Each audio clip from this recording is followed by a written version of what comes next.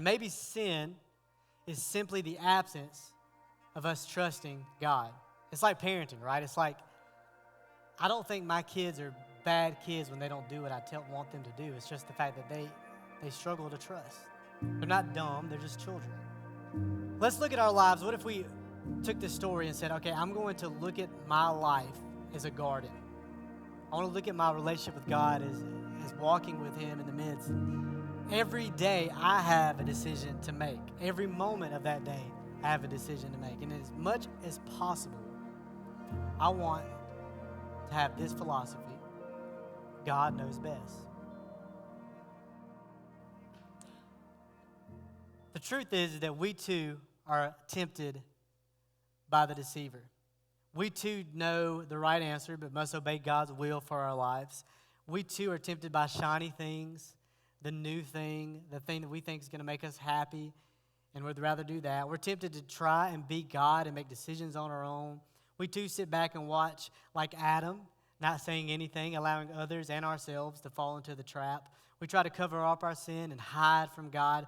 The point today is this: maybe we're trying to fight sin and try to be good. We're trying to be good people. And when we experience guilt, vulnerability, and shame, we just, I got to do better. I got to be better. What if, because maybe it's not about that. Maybe it's about trusting God. Maybe God isn't in the business of making bad people good, but instead He's in the business of helping His creation trusting Him. So what is God asking you today? This is what I want you to think about. Is God asking you today, do you trust me? Because your response to that question in every single relationship determines how that relationship is going to go. And maybe we would do well putting all of our hope, all of our understanding, all of our energy into knowing God better so that we can trust Him more. Just like Chance McKenzie, it takes time to trust us. The way we get to learn how to trust God more is by getting to know Him. Maybe we should stop trying to stop sin. I need to sin less. But instead, I need to trust God more. And maybe then our sin would take care of itself. In fact, if we want to see God do what we know He wants to do, it's going to require us to trust Him. We have to believe that with everything in us, God knows best. And as we wrestle with this question, maybe today you're like, I have the desire, I want to trust God, that's something I want to do, but I don't know how. Because you may have grew up in church, and maybe the reason you struggle to trust God is because you used to go to church with people that claimed they trust God, and they broke that trust.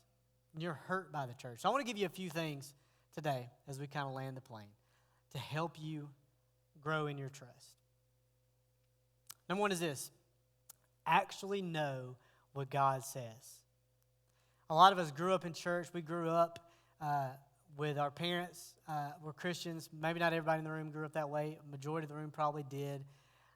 And a lot of us will use what our parents believe and what our parents, their religion, their faith, to try to be ours. And the problem is that their faith doesn't help you in temptation. Their faith doesn't help you when the devil's attacking you. Their faith is not going to help you know the decisions that you need to make every day when you're standing in front of the tree that God said, do not eat. And you have to make that decision every day. You can't just depend on the things you've always heard. You can't depend on what I say. You have to learn it, know it, read it yourself, have a relationship with God, and get some clarity on what the Bible actually says. Secondly, spend time with Him. And this is wise because you need to be able to recognize His voice.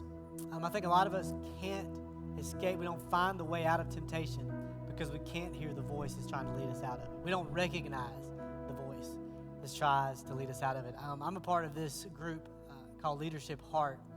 And we do different, part of it is leading Hartwell and leaders that are in Hartwell or whatever. One of the activities that I was able to do with it was about being able to hear the voices that matter. And the activity we did to learn this principle was we had a partner, and one of the partners had to blindfold themselves. And the other partner stood on the side. Well, there was laid all over the floor, there were like ready to go mouse traps. Yeah, you'll get where I'm about to go with this. And the goal was and there was a small narrow path that you could easily walk down if you could see, but you're blindfolded. So you have to trust your partner to tell you which way to go, how many steps to take, where to turn, when to slow down, when to go forward. You have to totally listen to. So we would step up and we would do this. And the first people got up, and as they started going, once they got in the middle of it where they were kind of screwed without help, the instructor asked everybody to start talking and start giving directions. Give wrong directions on purpose. And in that moment, I wasn't one of the first people that went, thank goodness, but in that moment, that person just froze because they had no clear indication of where they were supposed to go. And we live in a society, in a culture that wants to give you direction. But can I tell you, most of the things, if you listen to all the voices, are the wrong voices. And if you don't spend time in the quiet place, this is what this is about, spending time in the quiet place with the Father and hear His voice, you won't be able to recognize it when there's a lot of other voices. I'll give you another example. I've had the privilege of coaching my son's basketball team. And it's 7, 8, 9-year-olds. We're like 0-7, but that's not important. My son actually scored his first basket this week, and it was the best moment of my life as a basketball lover. It was awesome. And it's funny because coaching, you kind of when you're a parent and you're a coach, you kind of do two different things. You coach, but also parent. Like, I'm way harder on him than I am the other kids. But there's this part of coaching. Chad, you probably can relate to this, and you probably know this. The hardest part of coaching is not the kids. It's the parents. They suck. They are awful. They're the worst. I mean, it's like, and I want to ask this question. Can I just be real just for a minute? I'm sitting down. I'm comfy, so y'all just got to roll with it. You're not the coach, okay? And you can yell at your kid all you want, but don't yell at other people's kids. And the other part of it is we're not going to do, like, just because of what you're saying, all of a sudden start winning. Our team's just not good, okay? I'm just going to be honest. We've got kids that have never played, and the whole point of the season is not winning games. That's not the goal. It's to get better. It's to learn the sport. But on the sidelines, it's a lot easier to say what needs to happen. What was happening in our last game was there were so many people yelling at my 5 kids. I had 3 out. Had 5 kids. And none of them really play basketball. They didn't have any substitution. They're tired. They're sweating. I mean, it's 8-minute quarters, 4 quarters. They're out there with no substitution. They're tired. And they have everybody and their mama trying to tell them what they need to do, when they should hear from one person. And to be truthful with you, they can't even comprehend so much. It makes them worse because now they're overwhelmed. You're telling them to do this. I'm trying to tell them to do that. It just doesn't work. It's too many voices. So at one point during the game, I had to actually bring the kids to the half-court line and say, all right, everybody with me. Everybody with me. You guys are doing a great job. Make sure you pass the ball, be a good teammate, and y'all have fun. Y'all just have fun. Forget the scoreboard. Y'all are doing great. Y'all are so much better than you used to be. And having one voice mattered. Listen, you probably, and I know I do too, have too many voices in your life. Who do you listen to?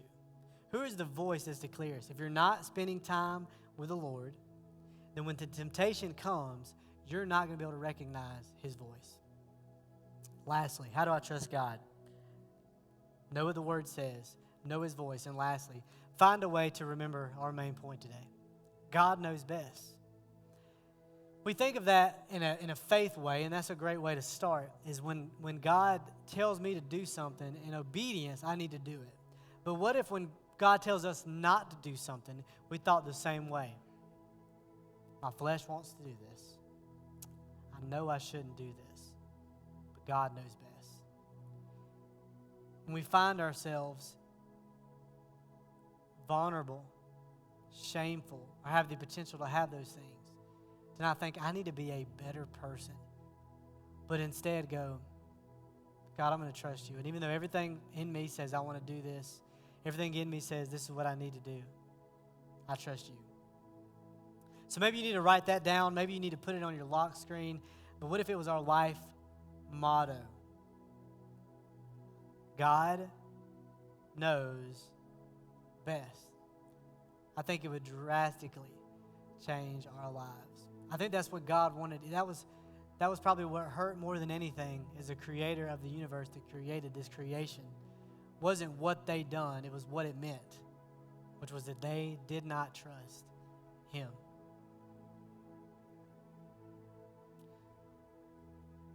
Do you trust him today?